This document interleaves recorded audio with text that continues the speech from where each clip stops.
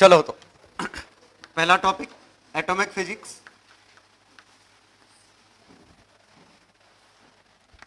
पहला इसमें concept photo electric. तो फोटो इलेक्ट्रिक में पहले dependence of current, photo current किस किस पे डिपेंड करता है? Intensity, proportional. तो इंटेंसिटी और फोटो करंट का ग्राफ कैसा बनेगा? Straight line passing through origin. और वैसे करंट का फॉर्मूला क्या बनेगा अगर एफिशिएंसी ईटा दी गई है तो? I upon HF into area. ये number of photons into efficiency into charge, ठीक है। और इफिशियंसी फ्रीक्वेंसी पे डिपेंड कर रही है। दूसरा ये इंटेंसिटी है फ्रीक्वेंसी पे। अगर आता है फ्रीक्वेंसी का तो हम लिखेंगे ऑलमोस्ट इंडिपेंडेंट, बिकॉज आप फ्रीक्वेंसी अगर डबल करते हैं तो ये भी डबल होगा और इफिशियंसी भी बढ़ जाएगी, तो ये दोनों फैक्टर कट जाते हैं। मतलब almost independent provided intensity is constant. तो हम यहां क्या कर रहे हैं? पहले में फ्रीक्वेंसी कांस्टेंट कर रहे हैं, सिर्फ इंटेंसिटी चेंज कर रहे हैं, यहां खाली फ्रीक्वेंसी चेंज कर रहे हैं। लेकिन अगर लैंग्वेज ऐसी होती है, वैसे जनरली होगी नहीं, बाय डिफॉल्ट इंटेंसिटी मतलब पावर वाला है। अगर नंबर ऑफ फोटॉन्स फॉलिंग या number of photons incident constant है तो फिर ये वाली चीज पूरी कांस्टेंट हो जाएगी, फिर तो एफिशिएंसी बढ़ेगी। इन जनरल अगर लैंग्वेज में सीधे इंटेंसिटी की बात की गई है तो ऑलमोस्ट इंडिपेंडेंट हम ये लगाएंगे, ठीक है। तीसरा वोल्टेज पे, और वोल्टेज पे वेरिएशन कैसा है? इस तरह, क्लियर? ये वोल्टेज का डिपेंडेंस है। तो ये कट ऑफ वोल्टेज या हमारा स्टॉपिंग वोल्टेज है, वी स्टॉपिंग। ये हमारा वी सैचुरेशन है। सैचुरेशन से ज्यादा अगर आप वोल्टेज लगा देते हैं तो फोटो करंट पे कोई फर्क नहीं पड़ेगा, कांस्टेंट रहेगा। और ये हमारा कौन सा है? जब वोल्टेज जीरो था, जब हमने कोई एक्सीलरेटिंग पोटेंशियल नहीं दिया, तब भी कुछ ना कुछ करंट तो जाएगा ही जाएगा, ठीक है। और ये अगर फ्रीक्वेंसी F1 के लिए बनाया और फ्रीक्वेंसी अगर या F और I अलग से बना देता हूं, ठीक। तो अगर कोई ग्राफ ऐसा होता तो इससे क्या पता चल रहा है? स्टॉपिंग पोटेंशियल अगर दोनों का सेम है तो गारंटीड F1 और F2 बराबर है, लेकिन सैचुरेशन करंट इसका ज्यादा है तो I2 is more than I1। और अगर तीसरा कोई ग्राफ ऐसा होता, ये F3 I3, तो क्या इंफॉर्मेशन मिली इससे? इसकी फ्रीक्वेंसी कम है या ज्यादा है? कम है, इज लेस देन F2 या F1 जो भी है, लीस्ट। और करंट या सॉरी इंटेंसिटी मैक्स, ठीक। तो हम क्या यूज कर रहे हैं कि इंटेंसिटी या फोटो करंट इंटेंसिटी के सीधे प्रोपोर्शनल है। ये कौन सा है? ऑब्वियसली ये सैचुरेशन फोटो करंट है। ये जो हम ग्राफ बना रहे हैं ये सैचुरेशन फोटो करंट का है, ठीक है। तो सैचुरेशन फोटो करंट इंटेंसिटी के प्रोपोर्शनल है, तो ये हाइट से जिसकी सबसे ज्यादा उसकी इंटेंसिटी सबसे ज्यादा। फ्रीक्वेंसी यहां से देखिए। और इसमें एक और ग्राफ इंपॉर्टेंट था, कौन सा? वी स्टॉपिंग का और फ्रीक्वेंसी का। फ्रीक्वेंसी बदलते जा रहे थे, वी स्टॉपिंग चेंज हो रहा था। एक फ्रीक्वेंसी पे वी स्टॉपिंग की जरूरत नहीं पड़ेगी, उसके आगे ये कुछ इस तरह स्लोप कितना आएगा? तो E V stopping is equal to H F minus five, तो V stopping is equal to H by E, five by E. तो एक कट ऑफ 5 बाय ई है, इसका slope tan inverse h by E, ठीक। तो अगर मैं यहां इंटेंसिटी बदलूंगा तो ग्राफ किस तरफ खिसकेगा? सेम ही रहेगा, इंटेंसिटी से कोई फर्क नहीं पड़ेगा, ठीक है। और वर्क फंक्शन चेंज करूंगा तो ग्राफ, वर्क फंक्शन बढ़ाने पे ग्राफ किस तरफ खिसकेगा? आगे एज इट इज पैरेलल, खुद के पैरेलल शिफ्ट हो जाएगा। ठीक है, तो ये हमारा वी स्टॉपिंग का ग्राफ है। ठीक है, हाँ, इसने 3 मेजर प्रॉब्लम सॉल्व किए थे कि 3 इश्यूज आ रहे थे। कौन कौन सा? टाइम लैग वाला, कि टेक्निकली टाइम लैग होना चाहिए, और अगर हम उस फॉर्मूले से देखें तो टाइम लैग कुछ ऐसा होना चाहिए कि इंटेंसिटी हमारी ये थी into area into time T, और जब ये वर्क फंक्शन के बराबर होगा, मतलब एरिया जो भी है, जो भी एक पार्ट एरिया रिसीव कर रहा है एक इलेक्ट्रॉन, तो कुछ फाइनाइट टाइम लगना चाहिए इस हिसाब से। और कब? जब हम E टेंडिंग टू 0 कर दें। अगर ये टेंडिंग टू 0 कर दो तो टाइम हमारा फाइनाइट हो जाएगा, लेकिन प्रैक्टिकली अगर इलेक्ट्रॉन निकले तो सडन निकले। ठीक है, मतलब एनर्जी पैकेट में ट्रांसफर हो रही है। दूसरा इशू क्या था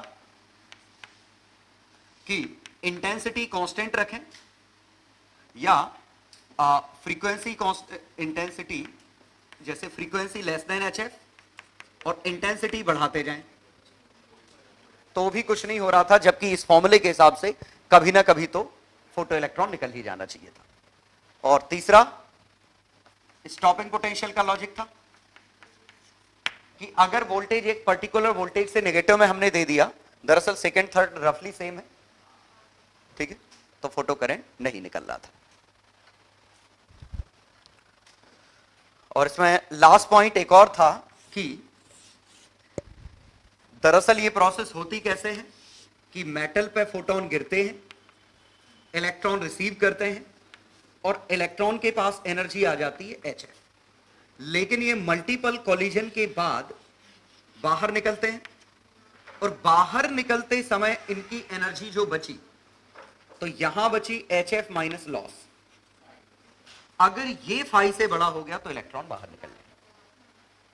तो हो सकता है कुछ इलेक्ट्रॉन ऐसे हों जो बिना किसी कोलिजन के बाहर निकल गए हों, तो फिर HF माइनस फाई पूरी एनर्जी आएगी।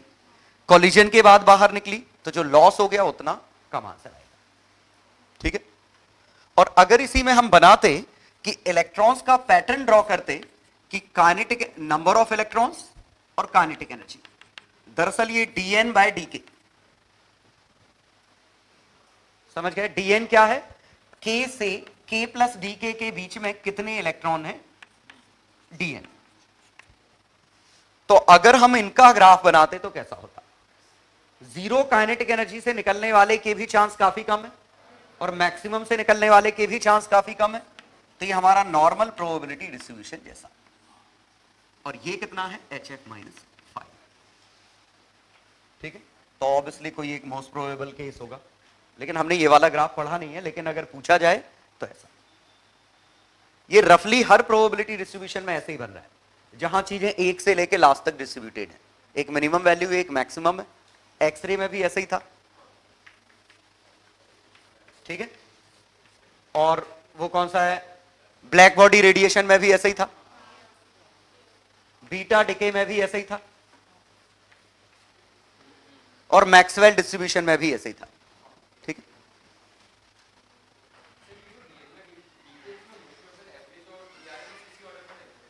हाँ वो तो, हाँ इस ग्राफ के लिए वो तो प्रॉपर्टी है कि मोस्ट प्रोबेबल, एवरेज और आरएमएस। आरएमएस सबसे बड़ा, फिर एवरेज, फिर मोस्ट प्रोबेबल। मतलब लेफ्ट स्क्यूड है तो हमेशा यही रहेगा। कब वापस आ रहा है ना? यहां तक क्लियर है? वो मैं बोल देता हूं, यहां तक क्लियर है सबको? हाँ, क्वेश्चन ये कहा कि क्या इलेक्ट्रॉन कुछ देर बाद निकलना बंद हो जाएंगे? बिल्कुल सही है, बंद हो जाएंगे अगर उनको कंपेंसेट ना किया गया तो अगर हमने ऐसा लिया, ये मेटल लिया, और यहां से हम फोटो इलेक्ट्रॉन HF फेंक रहे हैं, तो यहां के इलेक्ट्रॉन बाहर निकलते जाएंगे और समय के साथ ये पॉजिटिव चार्ज होता जाएगा। तो कब? जब इसका KQ by R HF minus 5 हो जाएगा। ये समझ में आया? चार्ज बढ़ता गया और ये खुद ही स्टॉपिंग पोटेंशियल की तरह काम करेगा। एक क्वेश्चन इसी का दूसरा मैं बना सकता हूं ऐसे कि यहां पे फोटोन फेंक रहे हैं, तो यहां से इलेक्ट्रॉन बाहर निकलते जाएंगे, पॉजिटिव आता जाएगा, बाय डिफॉल्ट ग्राउंडेड है तो यहां से अपने आप नेगेटिव आता जाएगा, तो यहां एक इलेक्ट्रिक फील्ड बनता जाएगा और potential difference E into D, Q by epsilon not a into D. और अगर ये V स्टॉपिंग से बड़ा हो गया,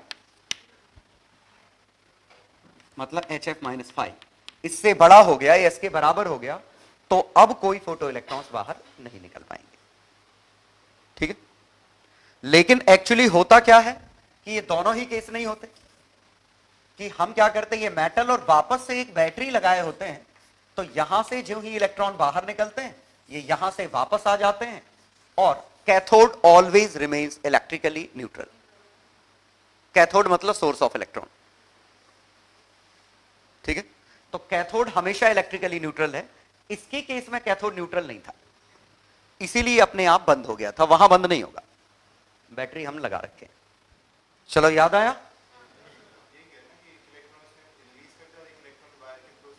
वो तो क्या है, हर वो इलेक्ट्रॉन जो यहां से निकला है इवेंचुअली यहां से वापस आया है, तो ये हमेशा इलेक्ट्रिकली न्यूट्रल है।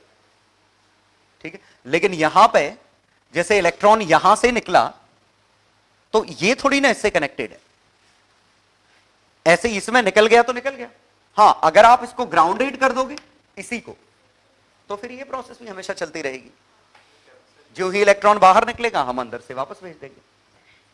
ठीक, अब अगर एक छोटा सा पॉइंट और डिस्कस करते हैं कि ये कब है जब बैटरी सपोर्ट कर रही है, अपोज कर रही है? सपोर्ट कर रही है, ये अपोज कर रही है बैटरी। तो अगर इसका वोल्टेज V स्टॉपिंग से बड़ा है तो क्या होगा, इलेक्ट्रॉन्स निकलेंगे तो, ये ध्यान रखना, इलेक्ट्रॉन निकलेंगे तो, क्योंकि इलेक्ट्रॉन निकलेंगे या नहीं निकलेंगे वो ये डिसाइड नहीं कर सकता। ये डिसाइड क्या कर रहा है, ये निकले हुए यहां पहुंचेंगे कि नहीं। तो अगर इस सर्किट का HF मान लो 6 इलेक्ट्रॉन वोल्ट है, वर्क फंक्शन 2 इलेक्ट्रॉन वोल्ट है, स्टॉपिंग पोटेंशियल 4 है, तो अगर मान लीजिए मैंने यहां पे 6 इलेक्ट्रॉन वोल्ट दिया होता, तो अगर 4 इलेक्ट्रॉन वोल्ट दिया होता तो जस्ट ये यहां से वापस आ जाते, क्लियर, बिना टकराए। और अगर 6 दिया है तो कहां से वापस आ जाएंगे, 2L/3 लेंथ से ही वापस आने लगेंगे। ऑब्वियसली जो सबसे तेज है वो 2L/3 से वापस आएगा, बाकी तो कुछ तो और जल्दी वापस आ जाएंगे। ठीक है, और अगर आपने यहां पे दे रखा है जैसे 3 इलेक्ट्रॉन वोल्ट, 2 इलेक्ट्रॉन वोल्ट, तो यहां पे जो काइनेटिक एनर्जी आएगी वो 0 से 4 आएगी। तो जब ये यहां पहुंचेंगे वहां पे मैक्सिमम काइनेटिक एनर्जी 7 और मिनिमम काइनेटिक एनर्जी 3। और अगर मिनिमम आप 3 लिख रहे हैं मतलब आप मान रहे हैं कि सैचुरेशन है। ये समझ में आया? आपने ये मान लिया जो सबसे स्लो है वो भी पहुंच गया। तो अगर आपने पूरी रेंज लिख दी है, इसका मतलब all electrons that are emitted from this cathode are reaching anode. तो ये सैचुरेशन की कंडीशन है, तो ये रेंज आते हैं। और यहां पे पॉसिबिलिटी है यहां तक आने की, जैसे अगर मैंने ये 3 दिया होता तो अब ये 0 से 4 है, तो यहां इस हिसाब से -3 से 1 है। अब -3 का तो कोई मतलब नहीं है, तो 0 से 1 है, इसका मतलब जो काइनेटिक एनर्जी 3 से बड़े हैं सिर्फ वही क्रॉस हो रहे हैं। ठीक है, लेकिन अगर ये 4 से बड़ा निकल गया जैसे 6, तो ये 2L/3 पे वापस आ गए थे। बोलो। नहीं, गलत नहीं है, सैचुरेशन मान लिया ना हमने। सैचुरेशन नहीं होता तो हो सकता है सब नहीं पहुंच पाते, तो हम यहां 3 नहीं, कुछ कम कुछ 3 से बड़ा आता शायद। हाँ, आपस में इलेक्ट्रॉन कोलाइड किए वापस चला गया। चलो, तो क्लियर है ये सब? किसी पार्ट में इसमें डाउट? अब ये इलेक्ट्रॉन बाहर निकल रहे हैं तो इनकी प्रॉपर्टी वगैरह पूछी जाएंगी, जैसे लैम्डा डी ब्रॉगली। क्या था डायरेक्ट जुगाड़? 150/V और यूनिट एंगस्ट्रॉम। ठीक है, इलेक्ट्रॉन्स डी ब्रॉगली। और इसी से हम ये भी निकाल सकते हैं कि nth ऑर्बिट का डी ब्रॉगली भी हम डायरेक्ट कह सकते हैं। nth ऑर्बिट का इलेक्ट्रॉन का डी ब्रॉगली क्या कह सकते हैं? या तो आप इससे mvrnh/2 या 2 pi r is equal to n lambda, या तो आप ऐसे कर सकते हैं, या लैम्डा को 150 बाय इलेक्ट्रॉन की काइनेटिक एनर्जी पता है nth ऑर्बिट की कितनी होगी? 13.6 z स्क्वायर इतना एक्स्ट्रा। क्लियर? प्रोटॉन का डी ब्रॉगली अगर निकालना होता तो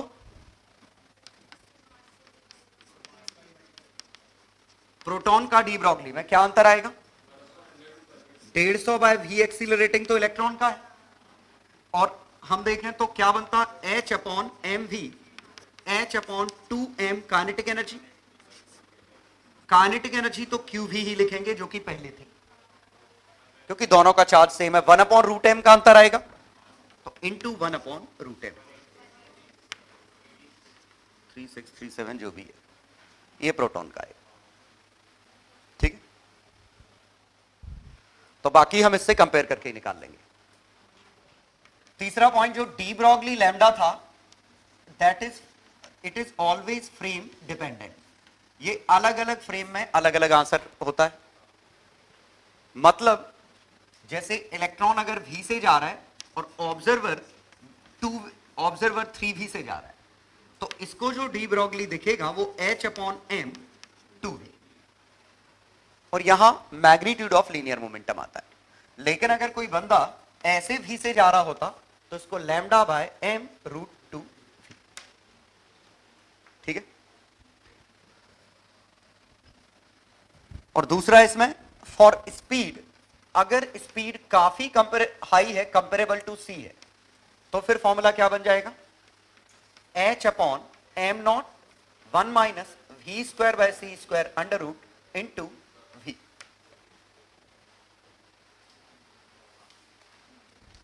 और अगर स्पीड एग्जैक्टली सी है, जो कि एक ही केस में होगा फोटोन के लिए, तो इसका लैम्डा तो सेम ही था। Lambda de Broglie is equal to lambda of V, दोनों बराबर थे। और डी ब्रॉगली लैम्डा में अगर ये ऐसा बना, ऐसा बना, तो ये हमारा लोकलाइज्ड है, मतलब पार्टिकल नेचर, ये प्योर वेव नेचर।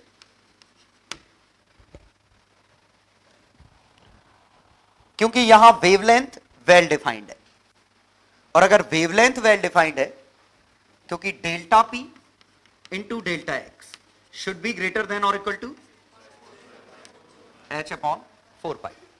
तो अगर डेल्टा पी की वैल्यू 0 है तो डेल्टा एक्स की वैल्यू इंफिनिटी है, और डेल्टा पी 0 मतलब लैम्डा वेल डिफाइंड। ये फील कर रहे हो? क्योंकि अगर आपको मोमेंटम डेल्टा पी है, पी नहीं, डेल्टा पी 0 मतलब मोमेंटम एग्जैक्टली पता है, तो वेवलेंथ एग्जैक्टली पता है, और वेवलेंथ आपकी एग्जैक्ट वैल्यू है, मतलब प्योर वेव है। और जब वेवलेंथ एग्जैक्ट है तो डेल्टा एक्स इंफिनिटी होगा। इसका मतलब then the particle is confined in entire space, मतलब एक पर्टिकुलर हिस्से में कन्फाइंड नहीं है, क्योंकि यहां पूरे गैप बराबर बराबर बराबर है। तो ये दरअसल प्रोबेबिलिटी डिस्ट्रीब्यूशन है। डी ब्रॉगली में ये प्रोबेबिलिटी डिस्ट्रीब्यूशन है कि प्रोबेबिलिटी डिस्ट्रीब्यूशन इसके स्क्वायर पर डिपेंड करेगा, ये साई फंक्शन है। तो कंफ्यूज मत होइएगा, प्रोबेबिलिटी नेगेटिव होगी तो साई स्क्वायर करोगे ऐसा बनेगा, और हर जगह पूरे में एम्पलीट्यूड एक सा आ रहा है, तो मतलब यहां भी पाए जाने की प्रोबेबिलिटी उतनी ही है जितनी यहां, जितनी यहां, जितनी यहां, मतलब it can exist anywhere in space. ठीक है, लेकिन अगर कोई ऐसा बना है तो देखो इसका वेवलेंथ अलग अलग जगह अलग अलग है, और यहां प्रोबेबिलिटी 0, यहां प्रोबेबिलिटी 0, तो ये पूरा पार्ट ये डेल्टा एक्स हो गया। तो ना तो इसका लैम्डा वेल डिफाइंड है, ना इसकी पोजीशन वेल डिफाइंड है। ठीक है, और अगर हमने किसी का ऐसा बना दिया होता तो ये प्योर पार्टिकल नेचर होता। ये समझ में आया? प्योर पार्टिकल सिर्फ एक ही पॉइंट पे एम्पलीट्यूड है, वो भी एक्सट्रीमली लार्ज। ठीक है, तो प्योर पार्टिकल ये है, प्योर वेव ये है, इंटरमीडिएट ये है। कोई दिक्कत तो नहीं? तो इसे हम लोकलाइज वेक्टर कह सकते हैं कि एक इतना ये डेल्टा एक्स की यहां वैल्यू है।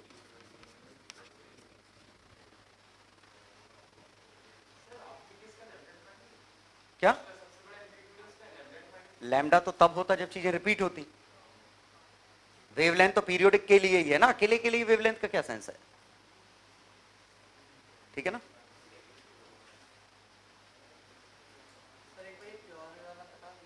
क्या ये ऐसे समझो कि किसी की प्रोबेबिलिटी का ग्राफ ऐसा है और एक की प्रोबेबिलिटी का ग्राफ ऐसा है, तो क्या पता चल रहा है? इसकी प्रोबेबिलिटी का ग्राफ है, मतलब particle can exist anywhere between this point and this point and probability of finding the particle is maximum at centre. समझ गए? लेकिन यहां क्या है? Particle can exist anywhere with equal probability. इसका मतलब पोजीशन पार्टिकल की हम डिफाइन नहीं कर पा रहे हैं। तो पोजीशन पार्टिकल की आपने डिफाइन नहीं कर पाई, आप एक रेंज ही नहीं बता पाए। डेल्टा एक्स में एरर इंफिनिटी हो गई। यहां डेल्टा एक्स में एरर ये है। एरर किस चीज की? अरे ये पूरा डेल्टा है, ये पूरा डेल्टा है। इस ग्राफ के लिए कहो कि, समझ गया ना, इस ग्राफ के लिए वो कहो, यहां पूरा ये डेल्टा एक्स है। ऐसा नहीं है कि इसका डेल्टा एक्स अलग इसका अलग। हमें पता ही नहीं है कि पार्टिकल यहां है, यहां होने के चांस ज्यादा है, लेकिन यहां है ये जरूरी नहीं। तो डेल्टा एक्स तो अभी भी वो आएगा जिसके बीच में एग्जिस्ट कर सकता है कहीं भी, तो अभी भी डेल्टा एक्स यही है। ठीक है, मतलब आप एक को प्रिसाइजली कैलकुलेट करने की कोशिश करोगे तो दूसरा गड़बड़ हो जाएगा।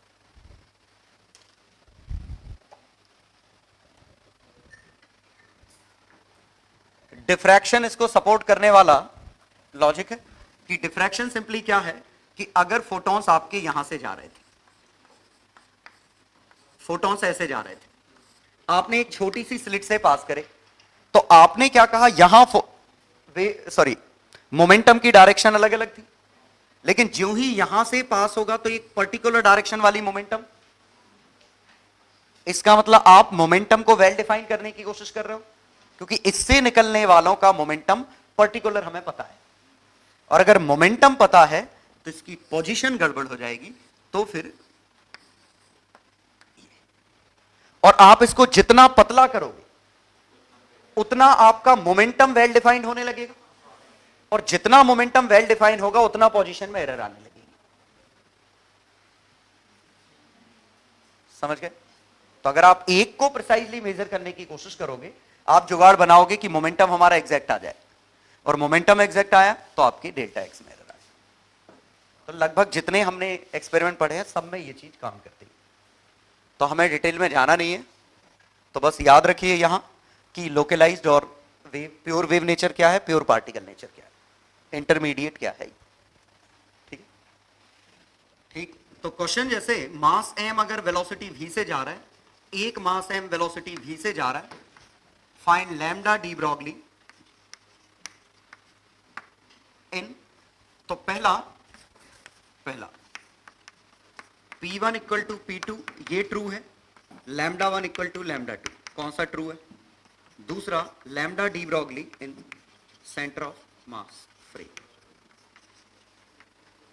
तो पहले में मोमेंटम बराबर है क्या, लेकिन स्टिल वेवलेंथ बराबर है, और सही बात है, मोमेंटम बराबर है तो वेवलेंथ बराबर होगी, वेवलेंथ बराबर है तो मोमेंटम बराबर होंगे, जरूरी नहीं, क्योंकि डायरेक्शन का लफड़ा होगा। तो लैम्डा नॉट की वैल्यू कितनी है यहां? h upon M V. और अगर मैं v1 और v2 लूं तो lambda 1 h upon M v1, lambda 2 h upon M v2। तो सेंटर ऑफ मास का लैम्डा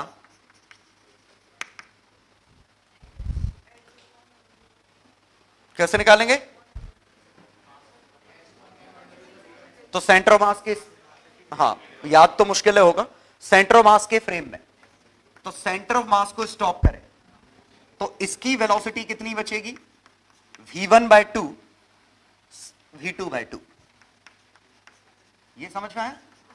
इसकी वेलोसिटी v2/2 v1/2, क्योंकि सेंटर ऑफ मास की वेलोसिटी कितनी थी, v1/2 v2/2,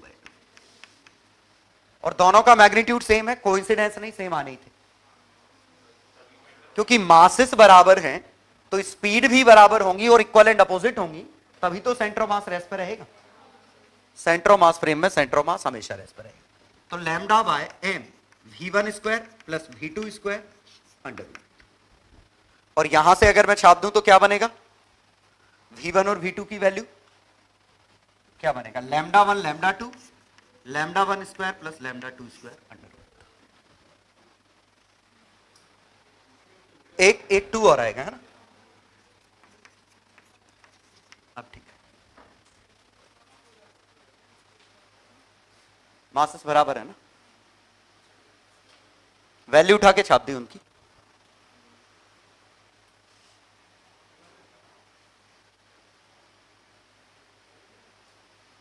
ठीक, यहां से उठा लो ना, एम v1 की वैल्यू h बाय λ1, तो यहां से h bye m1² v1² bye 4 m2² v2² bye 4 उठा के छापो, h by λ1 whole square h by λ2 whole square under root 2 बाहर आ गया।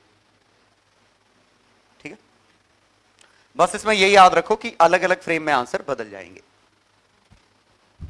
चलो, तो डी ब्रॉगली वेव, इसमें does it depend on charge,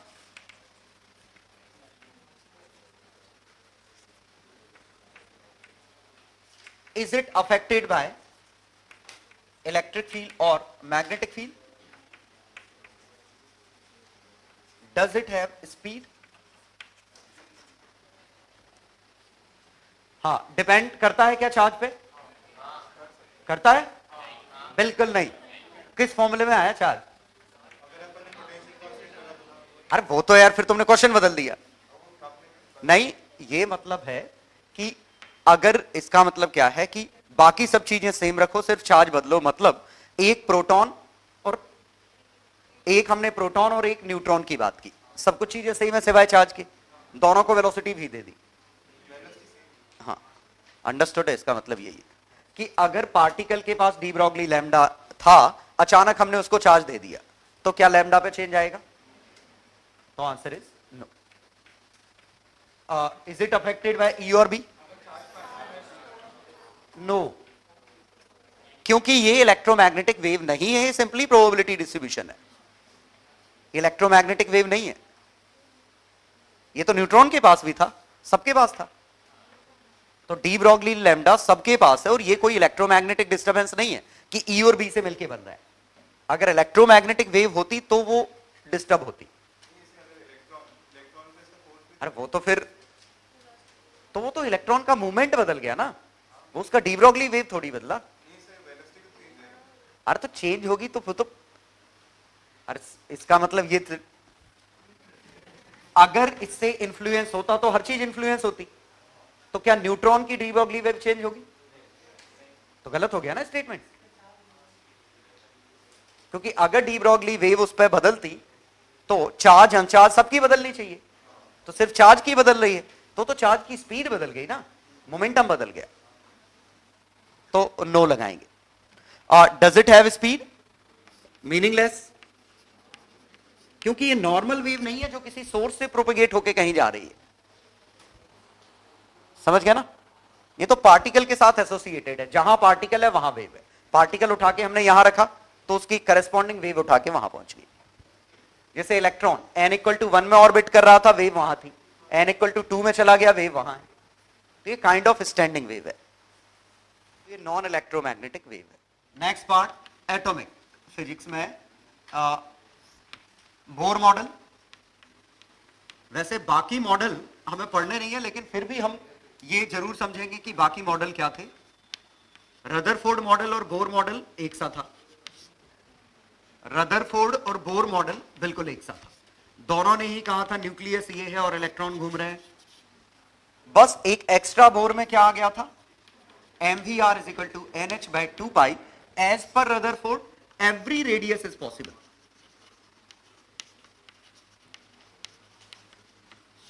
इनके हिसाब से हर रेडियस पॉसिबल थी, ठीक है, इनके हिसाब से क्वांटाइज्ड हैं, बाकी सब चीजें सेम थी। अगला प्लम पुडिंग था। इन्होंने क्या कहा था, नेगेटिव पूरे में डिस्ट्रीब्यूटेड है या पॉजिटिव डिस्ट्रीब्यूटेड है, जो भी मानो पॉजिटिव, क्योंकि इलेक्ट्रॉन की खोज हो चुकी थी इस समय, इलेक्ट्रॉन मिल चुका था, न्यूक्लियस नहीं मिला था। तो अब सिंगल इलेक्ट्रॉन है तो स्टेबल रखना है तो सेंटर पर रखो, दो इलेक्ट्रॉन है तो ऐसे, तीन इलेक्ट्रॉन है तो ये। तो इनको दो चीजें एक्सप्लेन करनी थी, एक स्टेबिलिटी और दूसरी वेव्स, इलेक्ट्रोमैग्नेटिक रेडिएशंस। दो चीजें एक्सप्लेन करनी थी कि स्टेबल कैसे और रेडिएशंस कैसे निकल रही। तो स्टेबल तो ये फोर्सेस जीरो हो गए सिमेट्री में, रेडिएशंस कैसे निकल रही हैं, तो अगर आप इसको एक्स भेजते तो रीस्टोरिंग एक फोर्स आता, और अगर इसकी डेंसिटी रो है तो कितना आएगा force, Q E, electric field x पे रो एक्स बाय 3 एप्सिलॉन, तो ये के का काम करेगा, तो 2 pi under root M by K. आ रहा है समझ में, ये टाइम पीरियड से ऑक्सीलेट करेगा, और एक ऑक्सीलेटिंग चार्ज रेडिएशंस पैदा करता है, जिस फ्रीक्वेंसी से ऑक्सीलेट करता है उसी फ्रीक्वेंसी की रेडिएशंस पैदा होती है। तो इन्होंने कहा कि अगर किसी तरह हमने स्टेबिलिटी डिस्टर्ब की तो ये ऑक्सीलेट करेगा, रेडिएशंस फेंकेगा और वापस से अपनी स्टेबल स्टेट में आ जाएगा। समझ गए, ठीक है।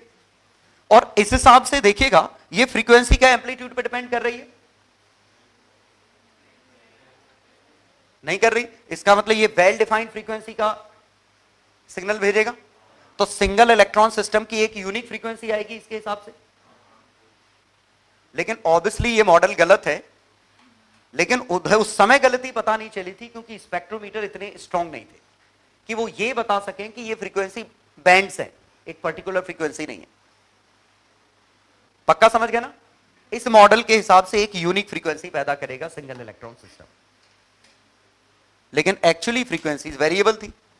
और जब यही गलत था कि न्यूक्लियस ऐसा है, इसमें अगर हम करते तो पहले हम स्टेबल रेडियस निकालते, तो एक पर्टिकुलर रेडियस आती है स्मॉल आर, और फॉर्मूला क्या बनता है इसका, K Q Q R square is equal to rho 3 epsilon naught R E. बताओ क्या लिखा है, आ गया समझ में। Electron electron repulsion is equal to इस वाली शेल का अट्रैक्शन, तो इस वाली शेल ने जो फोर्स लगाया rho by 3 epsilon naught into R E attractive, और रिपल्सिव लगा इन दो के बीच में, दोनों को बैलेंस किया, सॉल्व करने पे एक स्मॉल आर की वैल्यू मिलेगी, सॉरी 2r का होल स्क्वायर, ओके, सॉल्व करने पे एक r की वैल्यू मिलेगी, वही इसकी रेडियस हो गई। तो इन्होंने कहा ये तो इसकी रेडियस होगी और इस जगह मौजूद है। अब अगर आप इसको x खिसकाते तो फिर SHM का केस बनता कि एनर्जी हमने दी किसी तरीके से, दोनों x x खिसक गए, तो ये तो ऑलरेडी लीनियर था x के साथ, ये 1 में आता, लेकिन बाइनोमियल करके ऊपर x चला जाता, फिर से एक वेल डिफाइंड फ्रीक्वेंसी आती। हाँ तो एफ नेट 0 है ना, क्यों, ये तो आर की एक वैल्यू आई ना, आर कट थोड़ी ना गया, आर की एक पर्टिकुलर वैल्यू पे इक्विलिब्रियम है, अगर इस वैल्यू से अंदर या बाहर कुछ करेंगे तो दोनों ही केस में ऑक्सीलेट करेगा और ये वापस से इसी आर की वैल्यू पे आ जाएगा।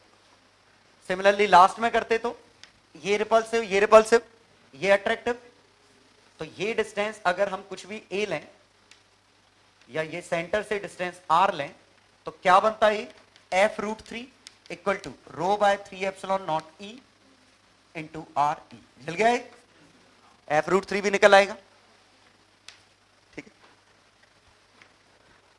ये मैं इसलिए बता रहा हूं कि हाइपोथेटिकल अगर क्वेश्चन बनाना हो तो यहां क्वांटाइजेशन की बात नहीं है क्योंकि ये इलेक्ट्रॉन्स मूव नहीं कर रहे हैं, रोटेट नहीं कर रहे हैं, तो यहां वेव नेचर का कोई लेना देना नहीं। स्टेबिलिटी में इलेक्ट्रॉन्स रेस्ट पे थे, जो ही एनर्जी मिली ऑक्सीलेट करना चालू किए, एनर्जी बाहर निकली और बिल्कुल सही, इनका मॉडल काफी हद तक सक्सेसफुल था। ठीक है, वो तो गड़बड़ यहां हुई जब ये कहा कि न्यूक्लियस ऐसा है ही नहीं, तो फिर आगे बात ही खत्म हो गई, आपके लॉजिक सही भी थे कि नहीं थे। ठीक है,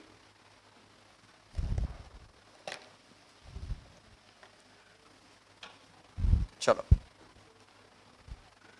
और रदरफोर्ड की प्रॉब्लम, वही एनर्जी लॉस की प्रॉब्लम को सॉल्व करने के लिए बोर ने कहा कि स्टेबल ऑर्बिट है तो mvrnh/2 तो जब भी एज्यूमिंग बोर मॉडल ट्रू तो हमें ये कंडीशन लगानी है कि जब भी बोर मॉडल की बात की जाए, मतलब क्वांटाइजेशन ऑफ एंगुलर मोमेंटम, या ये सिंपली क्या है, फॉर्मेशन ऑफ स्टैंडिंग वेव, कि अगर कोई चार्ज रोटेट कर रहा है और वो स्टैंडिंग वेव बना रहा है, उसकी कंडीशन ये है। मतलब ये जो इस कंडीशन को ऑर्बिट सेटिस्फाई करेगी, वो ऑर्बिट कंस्ट्रक्टिव इंटरफेरेंस करेगी खुद के साथ, कहीं कोई एनर्जी का लॉस नहीं होगा। ठीक है, मतलब वेव तो बनेगी लेकिन वो वेव कन्फाइन रहेंगी एक रीजन में, बाहर नहीं निकलेंगी,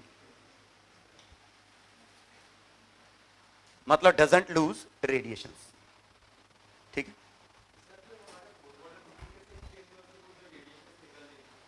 तो बताया ना कि रेडिएशन ऐसे नहीं निकल रही है, कंटीन्यूअस स्पेक्ट्रम नहीं है, इनके हिसाब से स्पेक्ट्रम कंटीन्यूअस है, इनके हिसाब से जो आउटपुट आता इसके हिसाब से फील करो, ये आता, वेवलेंथ सेम रहती, एम्पलीट्यूड गिरता, लेकिन जब एक्चुअली एनालाइज किया तो ये ऐसा था ही नहीं, पैकेट में एनर्जी निकली और अलग अलग फ्रीक्वेंसी की निकली, तो 1 से 2 में एक पैकेट निकला, 2 से 3 में एक, 3 से 4 में, इस तरीके से।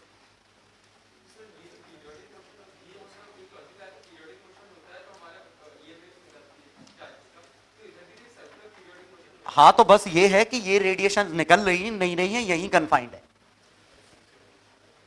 बस ये था। ठीक है, हाँ, तो बोर मॉडल में ये बाकी फॉर्मुलेज आपको याद है, बस इसमें वो जरूर थोड़ा कुछ हद तक ये वैल्यूज याद रखें तो अच्छा है। ठीक है, तो ये गैप, ये गैप, ये गैप, ये गैप, 1 2 3 4, तो 2 से 3, 2 से 4, ये वाला कितना होता है 10.2, ये 1.9, क्योंकि ये 12.1 होता है। अब ये वाला और ये वाला, ये 0.85 है शायद,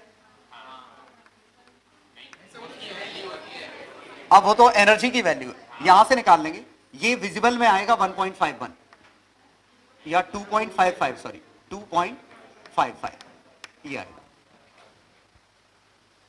ये 0.65 बनेगा, ये 2.55, ये विजिबल स्पेक्ट्रम, याद दिलाता हूं 1.5 से 3 के बीच में विजिबल है, और बामर सीरीज के 4 मेंबर,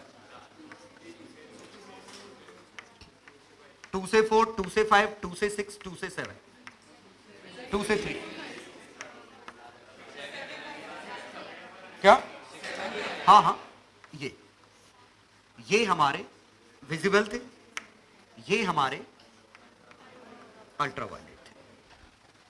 ठीक है, 2 से 3, तो 2 से 3 देखो, ये 1.9, ये भी विजिबल है, 2.55 कुछ होगा, ये कुछ होगा, ये 3 के आसपास होगा, जैसे 2.9 समथिंग।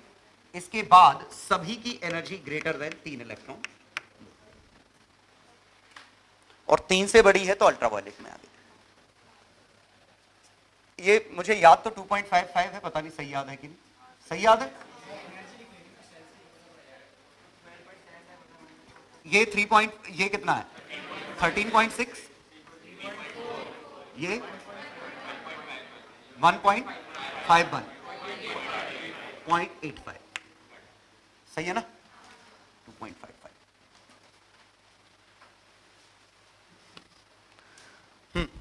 इसमें लाइमन सीरीज,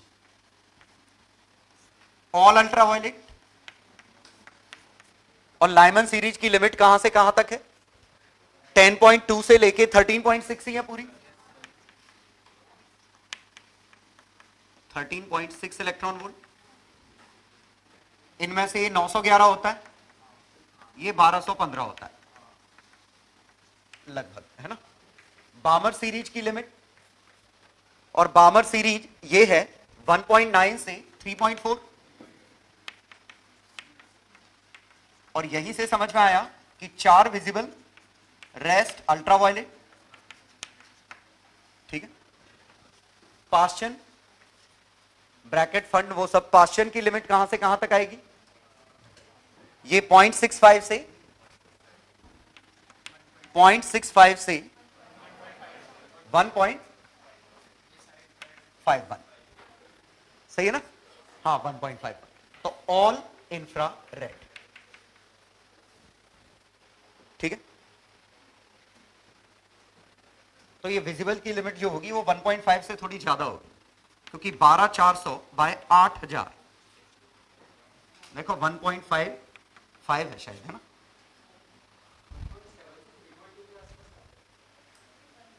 आठ 8000 एंगस्ट्रॉन को विजिबल कहते हैं, वैसे 7800 को कहते हैं, और भी कम है। तो 8000 को भी माने तो भी ये 1.5 से तो ज्यादा है ना,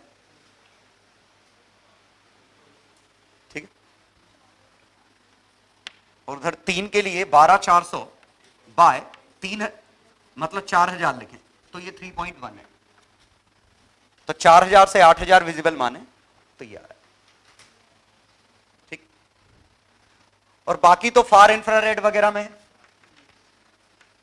उनमें वैल्यूज निकालने की जरूरत नहीं। तो थोड़ा सा रफ आइडिया इसमें होना चाहिए। क्या? मुझे नहीं लगता। क्या क्या याद करेंगे? कलर कैसे याद कर लेंगे? इग्नोर मारो, चलो। वो तो ये होता है कि 6000 के ऊपर, 6000 से 8000 पूरा रेड ही दिखता है, 6000 से 8000 पूरा रेड जैसा ही दिखता है। तो अगर आए तो 6000 से ऊपर वेवलेंथ आ जाए, रेड मान लेना। Hypothetical Bohr model,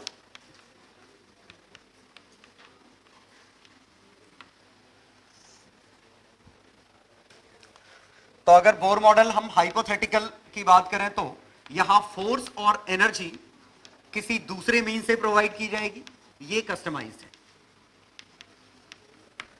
MVR NH/2π, ये इक्वेशन तो यूज करना है। तो इन दोनों इक्वेशन को आप यूज करोगे, एनर्जी मिल जाएगी। तो एक तो इसमें ये है, दूसरा इसमें हाइपोथेटिकल में कि ये है कि न्यूक्लियस मूव कर रहा है, इज मूविंग, इलेक्ट्रॉन्स इज, यहां कोई चीज इस पर ऑर्बिट कर रही है। तो दो तरह के क्वेश्चन होंगे। पहले वाले में मेरे ख्याल से कोई दिक्कत नहीं होगी, कि जैसे अगर हमारा चार्ज मूव कर रहा है ऐसे रेडियस r में, और इलेक्ट्रिक की जगह मैग्नेटिक फील्ड से मूव कर रहा है, और हमसे कहा क्वांटाइजेशन काउंट करना है। तो एक इक्वेशन MVR NH/2π, और एक BQV mv²/r। तो यहां radius r is equal to mv/bq, ये पहले वाले में छाप दो, mv/bq NH/2π। तो ये स्पीड का फॉर्मूला मिल गया, डायरेक्टली प्रोपोर्शनल टू √n। तो रेडियस मिल गई directly proportional to √n। Energy की बात करें तो एक काइनेटिक एनर्जी है, एक पोटेंशियल एनर्जी है। काइनेटिक एनर्जी ½ mv² है, और ½ mv², इससे हमें कितनी मिली? BQVR, सही है, सही है ना? क्या हुआ? /2, और BQVR/2 वहां से छाप दें तो MVR की वैल्यू ½ BQ NH/2πm, झिलाए। पोटेंशियल एनर्जी क्या होगी? m.b टाइप की। हाँ, अब देखो ये क्रॉस है, तो V क्रॉस इधर जा रहा हो, तो इसका एंगुलर मोमेंटम, और ये अपोजिट डायरेक्शन में, मैग्नेटिक मोमेंट इधर है, मैग्नेटिक फील्ड इधर है, तो अपोजिट है, -mb cos 180 लिख सकते हैं। तो +mb, और m आएगा q by 2m angular momentum, angular momentum nh by 2 pi है इनटू b। डायमेंशनली सेम है, इवन न्यूमेरिकली भी दोनों सेम है इत्तेफाक से। काइनेटिक और पोटेंशियल बराबर आए, एग्जैक्ट बोर मॉडल नहीं है उसमें तो बराबर आते हैं, एक नेगेटिव साइन आता है। कहां? 2 इसमें 2 इसमें 2 इसमें क्या? हाँ तो उसमें जो भी है तो कोई इत्तेफाक नहीं कि ये सेम या 1:2 कुछ आनी चाहिए। देखो डायमेंशनली तो सेम बनेंगे, तो ये समथिंग और समथिंग टाइम्स आएगा क्योंकि डायमेंशनली सेम है, ठीक है। और ये सिर्फ एन पे डिपेंड कर रहा है।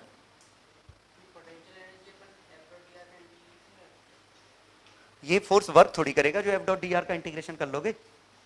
एफ डॉट डी आर का इंटीग्रेशन करते हैं जब फोर्स रेडियली होता है और आर पे डिपेंड कर रहा है और वर्क करेगा। तो यहां हमने एनर्जी कैसे निकाली, एक ही एनर्जी दिख रही है पोटेंशियल एम डॉट बी वाली। तो एनीवे जो भी एक्सप्रेशन दिया होगा उससे काइनेटिक पोटेंशियल निकाल लोगे, टोटल एनर्जी निकाल लोगे। ये अब कुछ भी पूछा जाए कि n इक्वल टू 2 से n इक्वल टू 1 पे गिर रहा है तो कितना फोटोन निकलेगा, तो टोटल एनर्जी में 2 से 1 ट्रांजिशन करो, delta energy is equal to hf। दूसरा हाइपोथेटिकल बोर मॉडल क्या था, जब हम न्यूक्लियस भी मूव कर रहा हो इसके अराउंड, ठीक है। तो दरअसल ये सेंटर ऑफ मास के अबाउट मूव करेगा और ये ऐसे, ये ऐसे, तब मोशन कुछ ऐसी है, ये ऐसे घूम रहा होगा, ये ऐसे घूम रहा होगा। और इसी को सॉल्व करने के लिए बेहतर तरीका हमारे पास क्या था, इसको स्टॉप करें, इसको रिड्यूस मास से रिप्लेस करें और इस पे भी रिलेटिव आ जाएगा। तो अगर ये V1 है, ये V2 है, तो दरअसल इस V की वैल्यू V1 प्लस V2 है। ये R1 है, ये R2 है, तो इस R की value R1 plus R2। Clear? तो हमने क्या किया, सेंटर ऑफ मास के अबाउट मोशन होनी थी, 2 बार एंगुलर मोमेंटम लिखने की बजाय फिक्स किया, रिड्यूस मास ली, ठीक है। और हम इसके आंसर निकाल लेंगे। तो जब हम रिड्यूस मास के आंसर निकालेंगे तो इसके आंसर क्या मिलेंगे, तो इसके लिए ये याद रखना है कि वेलोसिटी मास पे इंडिपेंडेंट होती है, radius r 1/n, energy m पे। बोलो किस में? बिल्कुल लगता है। हाँ रुको बता ही देता हूं। अरे ऐसा है, पहले ये समझो कि हमने आंसर किसका निकाला है। हमने जो आंसर निकाला है मास m और चार्ज e ये घूम रहा है, इसका आंसर निकाला। प्रूफ हमारा क्या है, mv square by r is equal to k z e। एक इक्वेशन। दूसरी इक्वेशन थी हमारी mvr nh बाय 2 पाई। और इनको सॉल्व करके अगर मैं v को एलिमिनेट करूं तो रेडियस अकेले की वैल्यू निकाल रहा हूं, v को एलिमिनेट करूं तो nh upon 2 pi m r, इसमें छाप दो तो m v की value nh upon 2 pi m r whole square into r k z e square. तो एक r नीचे आया, r उधर आया, तो r क्या बना, n square h square 4 pi square m k z e square. सही है, ये हमने संघर्ष करके आंसर निकाला। r n square by z तो आना चाहिए, उसके साथ और चीजें आई, मास का टर्म नीचे आया। और जब हम वेलोसिटी, क्या कोई दिक्कत है? मुझे तो अच्छा लग रहा है, एक r इधर जाएगा, बाकी सब मोहमाया नीचे आएगी। सही है, वेलोसिटी इसी से निकालते। तो अब हम ऊपर वाला फॉर्मूला यूज कर लेंगे, nh upon 2 pi m r, 2 pi m r की value n square h square 4 pi square m k z e square. तो m का टर्म कट गया, मतलब वेलोसिटी की कैलकुलेशन में मास तो यूज ही नहीं हुआ। मतलब अगर मैं मास ऑफ इलेक्ट्रॉन डबल कर दूंगा तो भी वेलोसिटी तो वही आएगी।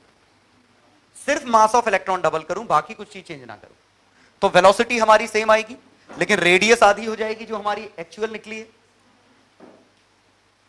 तो हम क्या करते हैं कि अपने पूरे कैलकुलेशन रिपीट नहीं करते हैं। एनर्जी भी लिख लेते हैं, energy half M V square बनेगा, तो हाफ एम वी स्क्वायर इससे लिख लूं, टोटल एनर्जी तो यही आती है काइनेटिक के बराबर ही, तो half K Z E square by radius square N, radius square नहीं, रेडियस अकेला आया ना, तो रेडियस कितना है N square H square 4 pi square M K Z E square. ये हत्यारा सा बना, एम इसमें ऊपर, energy N square by Z नहीं होनी चाहिए, हाँ Z by N square, sorry सही, जेड बाय एन स्क्वायर सब सही है। अब हम बात करते हैं उस लॉजिक की कि आखिरकार वो रिड्यूस मास के फॉर्मूले आए कहां से, तो भूल जाओ तो ये एग्जैक्ट फॉर्मूलेज हैं, हमने बस इनमें क्या किया था, बाकी सबकी वैल्यू छाप दी थी और 0.53 एन स्क्वायर बाय जेड लिख दी, लेकिन बाकी सबकी छापने के साथ मास की वैल्यू भी हम छाप चुके थे, और अगर मास बदल गया तो ये 0.53 वाला टर्म बदल जाएगा, यहां भी 2.18 इंटू 10⁻6 जेड बाय एन ये था, इसमें मास की वैल्यू ही नहीं थी, तो ये फॉर्मूला तो अब भी चेंज नहीं होगा, समझ गए। लेकिन इस फॉर्मूले में जो मास की वैल्यू छापी उस फैक्टर की वजह से अंतर आएगा। तो अब जैसे अगर क्वेश्चन ये होता कि ये न्यूक्लियस है, ये मास ऑफ इलेक्ट्रॉन था, तो यहां मैंने 2 मास ऑफ इलेक्ट्रॉन के बराबर लिया, ठीक है, और चार्ज 3 लिया, यहां न्यूक्लियस जेड की वैल्यू 2 थी। अब हमसे कहा होता ये सॉल्व करो, एक तो मैं अभी भी ये मान रहा हूं ये फिक्स्ड है, ठीक है, यहां भी ये फिक्स था, तो दो तरीके हैं, या तो आप पूरी वैल्यू छापो, पूरा सॉल्व करो, पक्का आंसर सही आएंगे, या दूसरा तरीका है हम हर कैलकुलेशन वहां कर चुके हैं तो रिपीट नहीं करने वाले, लेकिन यहां चार्ज बदल गया, मास बदल गया। अब चार्ज की जुगाड़ क्या है कि जब जब चार्ज यूज होगा इसके प्रोडक्ट में यूज होगा, तो मैं जो कह रहा हूं ध्यान देना कि ये Z4 लूं और ये 2 मास ऑफ इलेक्ट्रॉन और E लूं, सॉरी 6 लूं, आंसर हमेशा सेम आएगा। इसके और इसके उन दोनों इक्वेशन में, इस इक्वेशन में तो यूज ही नहीं है, यूज ही सिर्फ एक इक्वेशन में हुआ और वहां मल्टीप्लाई हो रहे थे, तो यहां 2 इंटू 3 6 आता, यहां भी 6 आता, आ गया समझ में, तो आपकी वो इक्वेशन सेम रहेगी, दूसरी तो वैसे ही डिपेंड नहीं करती थी, तो पक्का आंसर सेम आएगा। तो मैंने समझ में आया इसका चार्ज का क्या किया, चार्ज हमने ट्रांसफर कर दिया, इसको Z बदल दिया, लेकिन अब मास का भी रायता फैला हुआ है कि मास भी वो तो हमने एम के लिए निकाला था, तो इन दोनों इक्वेशन में देखो mm कहां आ रहा है, तो इसके रिजल्ट में mm कहां आ रहा है, तो स्पीड में तो कहीं नहीं आया, तो इसकी स्पीड का फॉर्मूला तो वही है 10⁻6 Z बाय एन, Z की वैल्यू 6 है, कोई दिक्कत तो नहीं। रेडियस अगर देखें तो 0.53 एन स्क्वायर बाय जेड, लेकिन इसमें मास नीचे आ रहा है, तो एम ही होता तो ये आता, लेकिन 2 एम ही है, तो अपॉन 2, क्लियर। और तीसरा energy 13.6 into Z by N square, लेकिन इसमें 2 Z square by N square, okay, क्या Z के अंदर आ गया ना, Z डैश लो, अब खुश हो गए।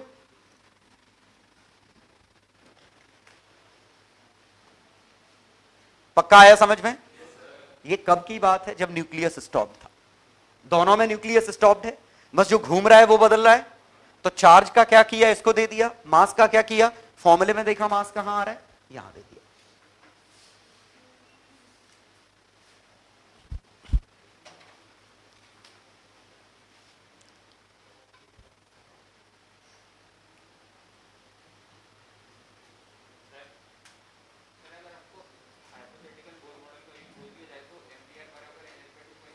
वो तो हमेशा ही लगाना है, बाकी फोर्स की इक्वेशन बोर मॉडल बोला है मतलब क्वांटाइजेशन। बोर ने नई चीज यही तो दी थी, बाकी तो सब रदरफोर्ड वाला मॉडल था ना। तो बोर का खुद का कंट्रीब्यूशन था एंगुलर मोमेंटम, क्योंकि n1 स्क्वायर n2 स्क्वायर ये तो सबने अलग अलग निकाल दिया था, इनने सिर्फ नई चीज यही दी थी। अभी आएगी।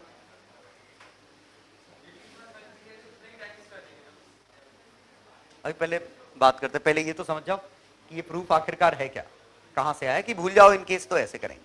तो या तो आप ऐसे करो या इतना याद रखो, वेलोसिटी डिपेंड नहीं करती मास पे, और अगर वेलोसिटी डिपेंड नहीं करती तो रेडियस मास पे 1 आता है। वेलोसिटी डिपेंड नहीं करती तो रेडियस 1 मास है, और energy half M V square से देखो, वी तो डिपेंड कर नहीं रहा है, एनर्जी मास पे डिपेंड कर रही है। चलो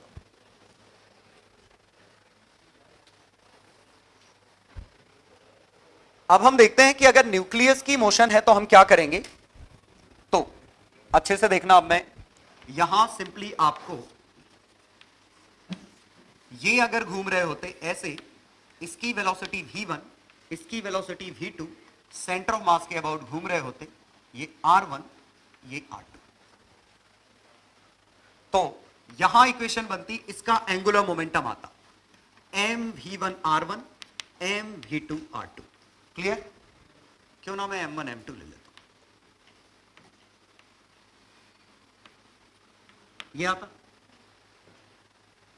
इसकी एनर्जी आती half m1 v1 square, half m2 v2 square, मेरे ख्याल से कोई दिक्कत नहीं। मोमेंट ऑफ इनर्शिया आता सेंटर ऑफ मास के अबाउट, उससे पहले ओमेगा आता v1 bye r1 v2 bye r2। Omega समझ में आया?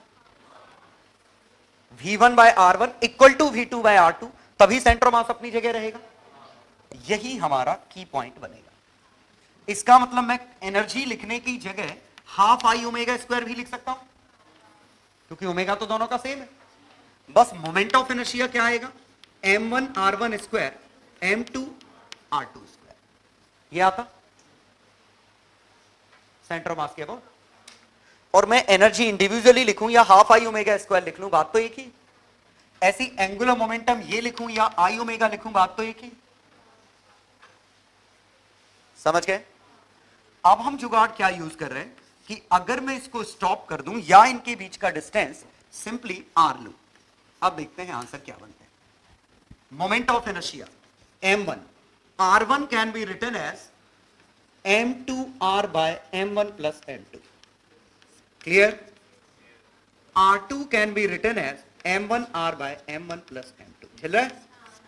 इसको सिंप्लीफाई करो तो m1 m2 बाहर आएगा ही, इसका m2 छूटेगा, इसका m1 छूटेगा, और नीचे m1 प्लस m2 का होल स्क्वायर है, एक कट जाएगा। ये m1 m2 by m1 plus m2 into R square बना।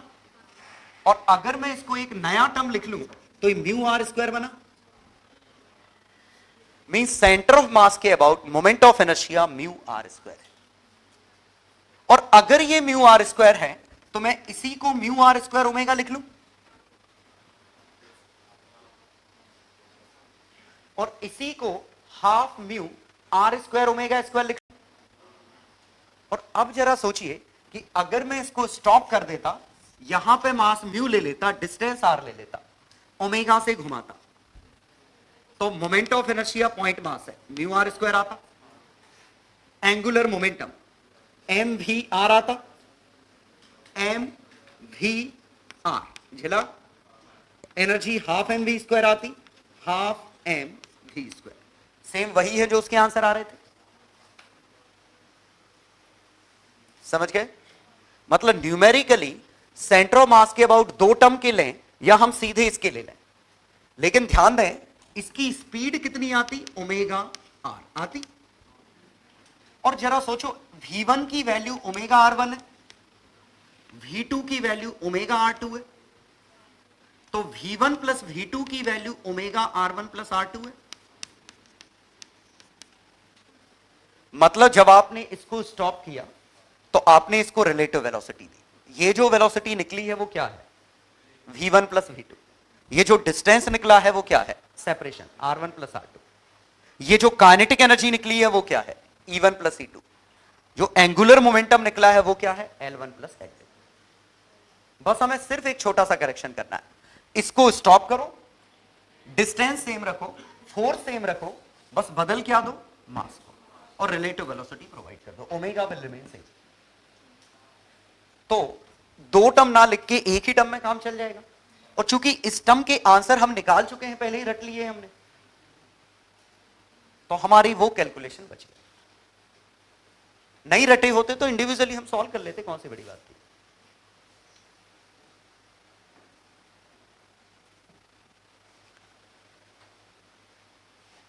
ठीक, तो हम इसको ग्रेविटेशन में भी यूज कर लेंगे, इसमें भी यूज कर लेंगे। मैं दोनों में यूज करके दिखा रहा हूं।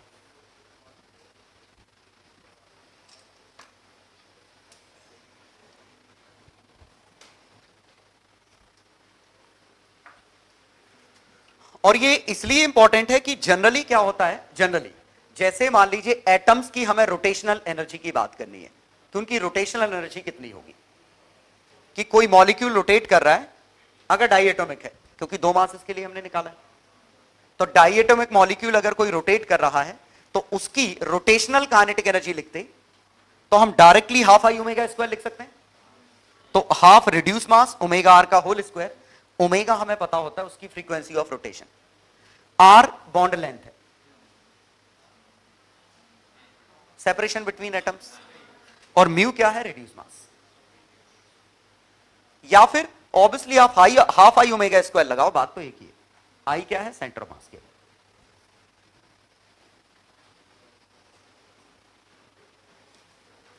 तो ये 2 पॉइंट मासेस के लिए जुगाड़ निकल आई थी।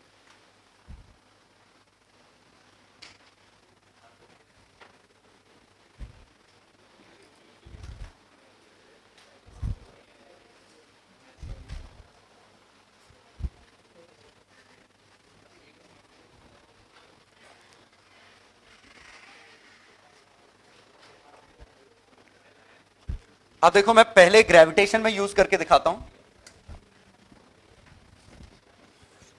जैसे 2m m इनके बीच का डिस्टेंस r था, ठीक है, और ये सेंटर ऑफ मास के अबाउट रोटेट कर रहे थे विथ ओमेगा।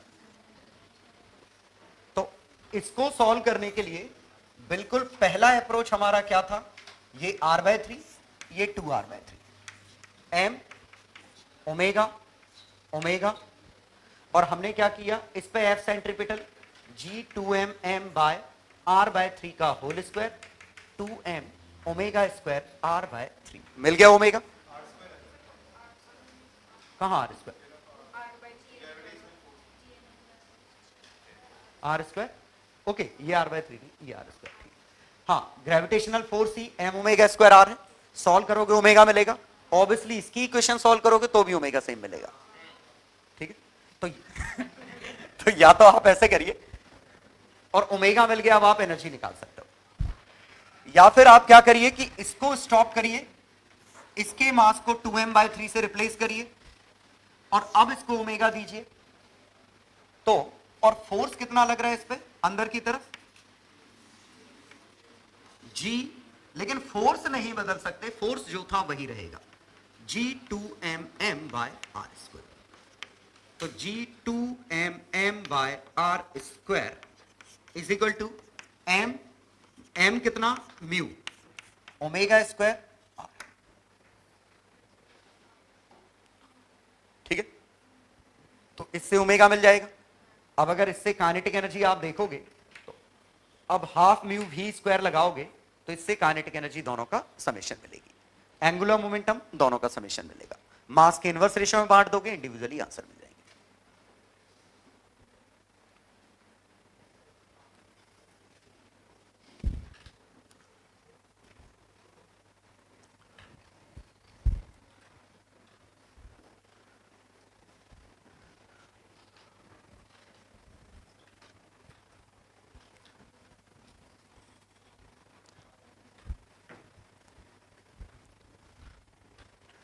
तो चाहे तो आप ऐसे करें, या आपके पास दूसरा तरीका इसी को सोचने का ये हो सकता था, ध्यान दीजिएगा अच्छे से, फोर्स वही रखना है, ये मास 2m/3 है, तो ये मास में फिक्स्ड जो है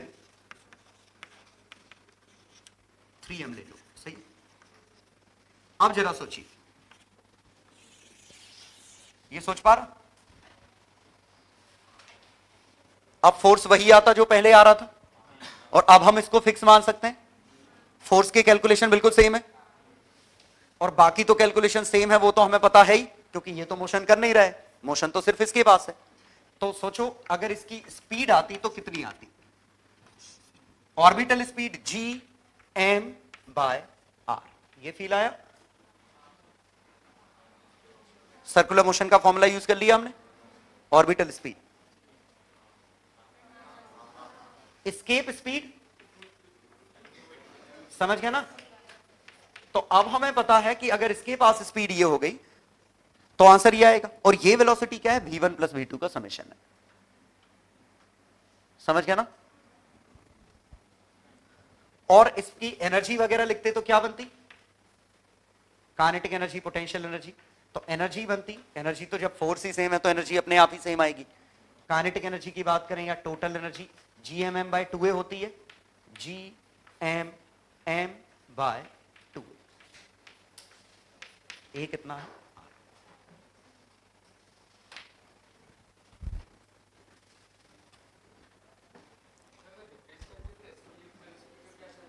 क्या?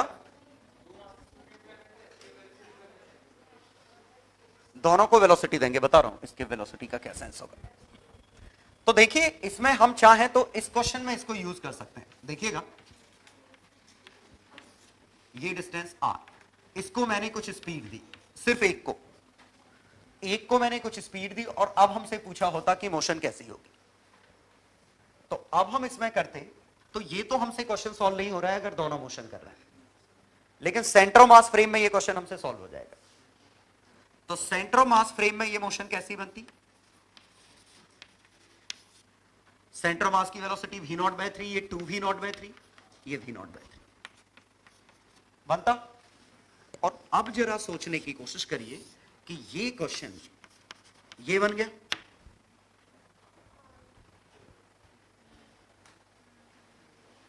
बना। और चूंकि अगर आपको फोर्स सेम रखना है तो μ2m/3 है। अच्छे से देखना जो मैं कह रहा हूं, ये 2m, अब ये 2m की जगह हम 3m को मानेंगे और फिक्स्ड मानेंगे। और अब जो इसके मिनिमम मैक्सिमम डिस्टेंस आएंगे वही इसमें मिनिमम मैक्सिमम डिस्टेंस आएंगे। और अगर ये फिक्स हो गया, इसको वेलोसिटी दी, तो ये वाला तो हमें पता है ना कौन सा केस है?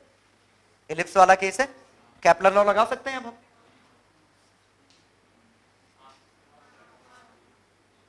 आया समझ में?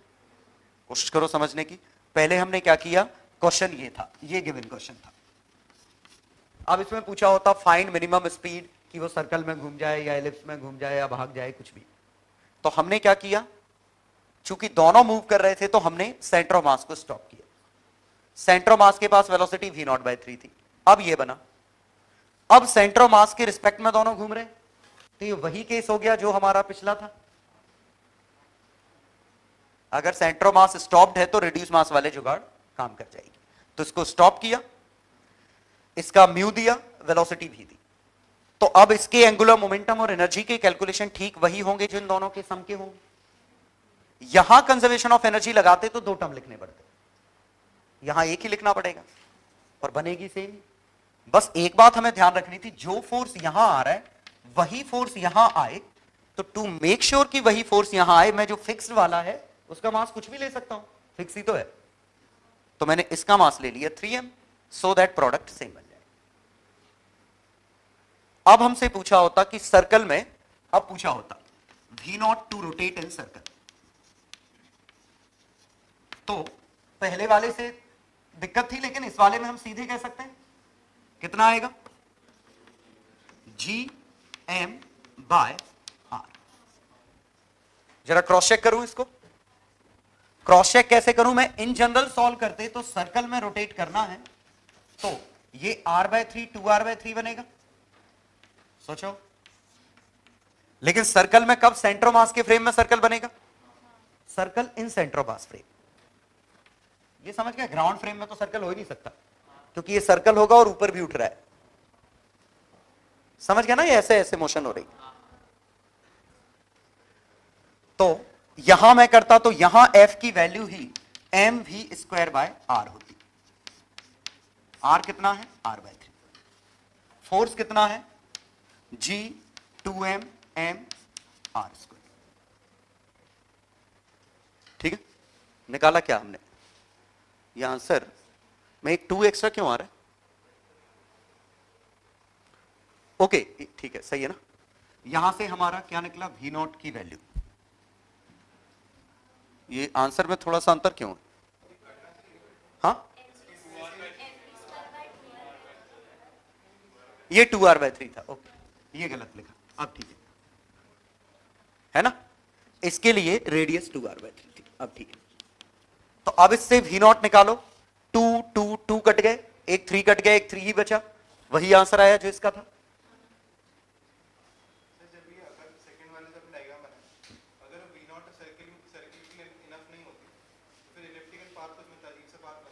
लेकिन वो अजीब सा बात सेंटर मास फ्रेम में भी अजीब सा होता, क्योंकि दो चीजें घूम रही हैं। लेकिन इसमें हमें आसानी से समझ में आ जाता कि मिनिमम मैक्सिमम डिस्टेंस कितनी। तो ओमेगा तो हमेशा ही सेम होगा ना सेंटर मास फ्रेम में। अरे यार, सेंटर मास रेस्ट पे रहना है तो एक जितना घूमेगा दूसरे को उतना ही घूमना पड़ेगा ना, हमेशा उसी लाइन पे रहना है ना। डिस्टेंस भले वेरिएबल हो, है ना। ठीक है, तो अगर इसी में पूछा होता कि V0 so that maximum distance is 2r, V0 कितना हो कि इनके बीच का मैक्सिमम डिस्टेंस 2r हो, तो अगर हम ग्राउंड फ्रेम में करते तो कंजर्वेशन ऑफ एंगुलर मोमेंटम लगता। कैसा, एक कंडीशन ये है, एक कंडीशन ये है, और अब इसकी वेलोसिटी कुछ, इसकी वेलोसिटी कुछ, ये ग्राउंड फ्रेम में सॉल्व कर रहा है। तो इसकी वेलोसिटी 2v, इसकी वेलोसिटी v, ये डिस्टेंस 2r, तो r/3 की जगह 2r/3 4r/3 झिला। अब दो इक्वेशन चाहिए, conservation of angular momentum, conservation of energy, solve करने पे आंसर आ जाएगा। आया समझ में कि कंजर्वेशन ऑफ एंगुलर मोमेंटम क्योंकि V0 नहीं पता, और कंजर्वेशन ऑफ एनर्जी, दो इक्वेशन दो वेरिएबल, सॉल्व करने पे आंसर आ जाएगा। लेकिन अगर हम इस वाले तरीके से करें तो मैक्सिमम डिस्टेंस 2r चाहिए, तो ये r से घूम रहा है, मैक्सिमम 2r चाहिए, तो ये केस ये वाला हो गया, हो गया। और अब मैं इससे V0 डायरेक्ट लिख सकता हूं, ये पेरेजी की स्पीड है, तो ये बना √gm/a 1 + e अपॉन 1 - e।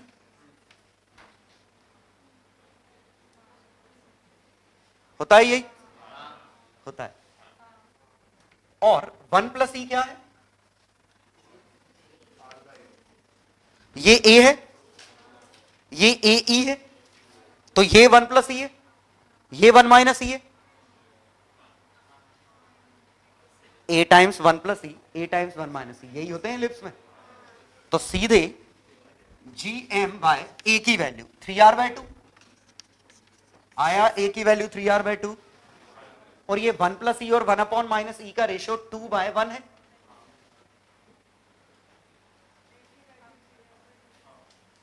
मतलब लॉजिक ये था कि हम जो प्रीवियसली जो हमने फॉर्मूले निकाल चुके हैं उन फॉर्मूले का यूज कर पा रहे हैं डायरेक्ट आंसर का, अदरवाइज आपके पास अल्टरनेट तरीका हमेशा था। मतलब ये कुछ ऐसा नहीं है कि बिना इसके सॉल्व ही नहीं होगा, सॉल्व तो होगा, टाइम लगेगा।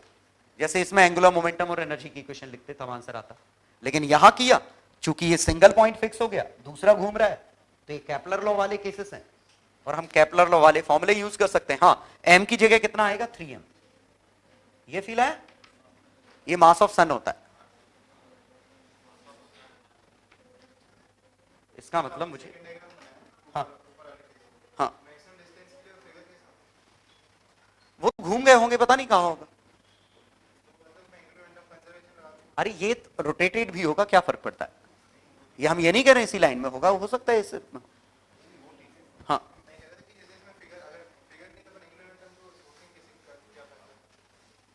तो जो भी होगा मैक्सिमम है, तो ये पक्का परपेंडिकुलर है, और एक मैक्सिमम पे है तो दूसरा भी मैक्सिमम पे है, क्योंकि सेंटर ऑफ मास रेस्ट पे है, दोनों परपेंडिकुलर है। अब अगर तिरछा भी होता तो भी एंगुलर मोमेंटम तो लिख लेते ना एमवीआर। नहीं आया समझ में? 2mv 2r/3, इसका m2v 4r/3 equal to initially कितना था 2m v0/3 r/3 m 2v0/3 2r/3। आया समझ? और दूसरा एनर्जी,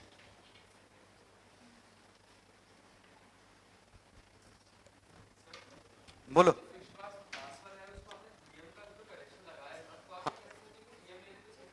अरे फोर्स सही आ रहा था ना, ये मैं पहले जस्टिफाई कर चुका हूं।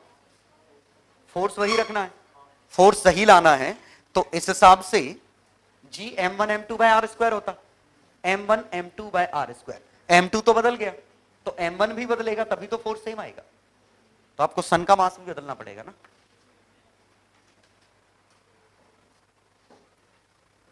उसके पहले मुझे लग रहा है तुम लोग केपलर्स लॉ भूल गए।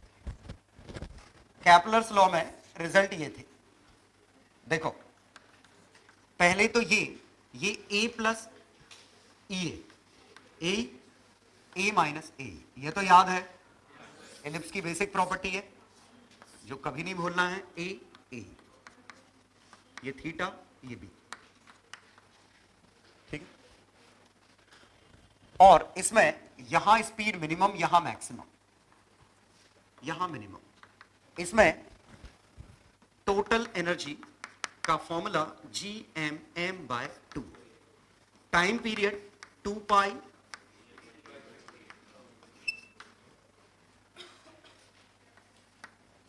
मैं तो डायमेंशन से याद रखता हूं 2 पाई √r/g, ये डायमेंशन होता, तो ये a लिखा, ये gm/a² लिखा, ठीक है। ये दोनों वही हैं जो सर्कुलर के रिजल्ट है, लेकिन स्पीड मैक्सिमम और स्पीड मिनिमम के फॉर्मूले अलग थे। तो gm/a 1 प्लस 1 माइनस ई 1 प्लस ई, और इसमें gm/a 1 प्लस ई 1 माइनस ई। तो एंगुलर मोमेंटम अगर हमसे निकालने को कहा जाए तो एंगुलर मोमेंटम कितना आएगा, m v max r min, m v max कितना है gm/a 1 प्लस ई 1 माइनस ई, r min कितना है a 1 माइनस ई, और ये अंदर भेज दूं m gm/a 1 minus E square,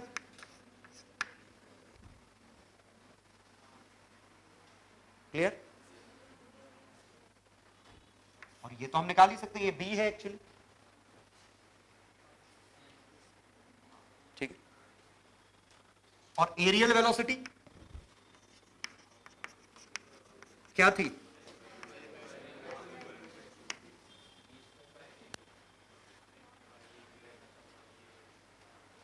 areal velocity देखो, वैसे अगर भूल जाओ तो dA half r² d theta है, by dt half r² omega, m से मल्टीप्लाई डिवाइड करो, मिल गया L/2m, m r² omega by 2m।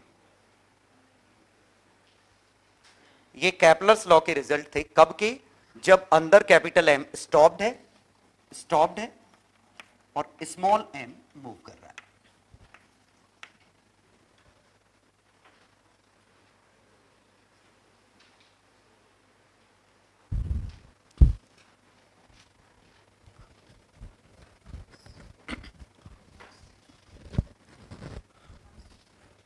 तो मैं इसमें यह कहना चाह रहा हूं, if capital M is free to move,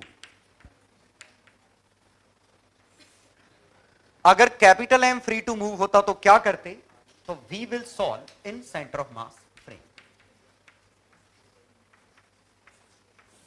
तो इसको स्टॉप करते, ये स्मॉल m लिखते, अब इनको वेलोसिटी देते, ये ऐसा आता, ठीक है। सर्कुलर होगा तब तो ओमेगा कांस्टेंट है, एलिप्टिकल है तो ओमेगा कांस्टेंट नहीं है। लेकिन हम इसी को हम ऐसे कह चुके हैं, इसको स्टॉप करो, इसको म्यू से रिप्लेस करो, इसको वेलोसिटी दे दो, रिलेटिव वेलोसिटी, तो सेपरेशन आपके बिल्कुल सही आएंगे।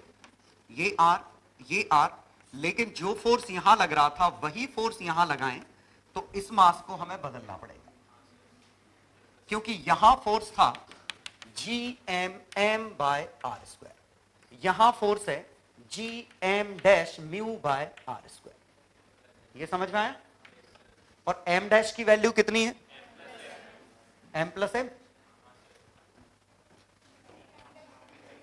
हाँ एम प्लस एम, बिल्कुल सही। सॉल्व करने पे उन दोनों को इक्वेट कर दो तो अब हमारे फोर्सेस सेम आएंगे, तो हम इसके रिजल्ट यूज कर सकते हैं।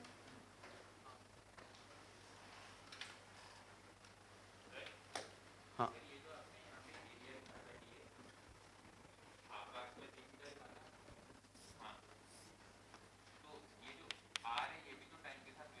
इसीलिए तो वेरिएबल है ना, ओमेगा बदल रहा है इसीलिए आर बदल रहा है, तभी तो एंगुलर मोमेंटम कंजर्व्ड है।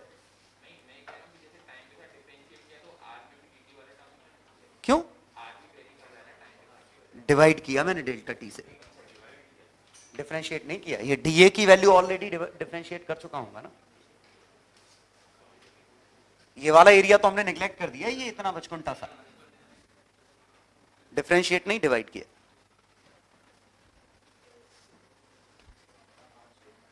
चलो ये याद आ गया कैपलस लॉ।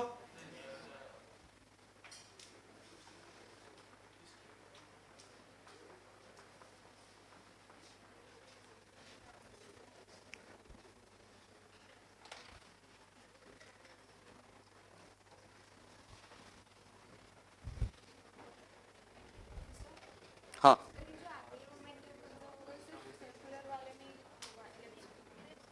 नहीं एंगुलर मोमेंटम तो हमेशा कंजर्व्ड है ना सेंटर ऑफ मास के अबाउट। क्या? क्यों? हमेशा फोर्स इसी पॉइंट से तो पास हो रहा है। किसका? टोटल सम तो सेम आएगा।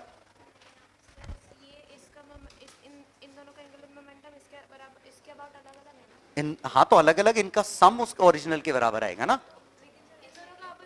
आपस में क्यों सेम होगा? ये कौन सी बात हुई? ये कौन सा रूल है कि सेंटर मास के अबाउट एंगुलर मोमेंटम बराबर आता है?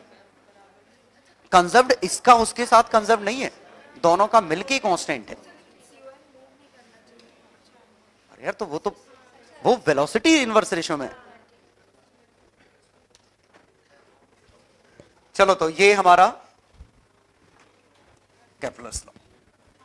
तो देखो मैं एक कॉन्फिडेंस लाने के लिए एक क्वेश्चन मन से ही करके दिखा देता हूं। मासेस वही 2m और m ले रहा हूं, इसकी velocity gm by 2a, distance a है। अब पूछा होता find minimum and maximum distance between masses, ये क्वेश्चन था। दोनों फ्री टू मूव है, मैंने वेलोसिटी कुछ दे रखी है root G M bye 2a। अब पूछा है मिनिमम एंड मैक्सिमम डिस्टेंस इनके बीच का कितना होगा। ठीक है, एक मिनट और आसान पूछता हूं, एक मिनट। ये v रखता हूं, पहला find v such that distance between them remains constant.